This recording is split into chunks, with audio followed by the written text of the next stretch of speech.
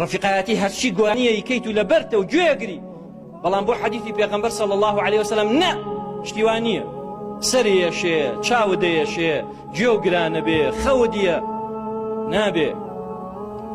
ئەوە قسەی پێغەمبەرە صلی الله عليه وسلم. لە ابن مەسعودیان پرسی گۆرانی حەقە یا بەتاڵە، حرامە یا حەڵاڵە؟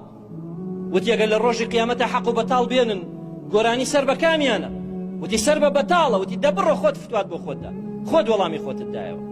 شتەکان هەمووی دیارە برا بە ڕێز و خۆشەویستەکەم. أهل الحديث هم أهل النبي وإن لم يصحبوا نفسه وأنفاسه صحبوا.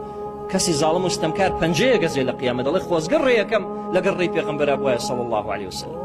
يا ويلتى ليتني لم أتخذ فلانا خليلا. خۆزگە فلان کەسم نەکردایە بە ڕەفیقی خۆم، خۆزگە لەگەڵ فلان کەس نەبوومایە. خەلیل يعني الصاحب يعني الرفيق. خۆزگە فلان کەسم نەکردایە بە ڕەفیقی خۆم، خۆزگە فلان کەسم نەکردایە بە ڕەفیقی خۆم.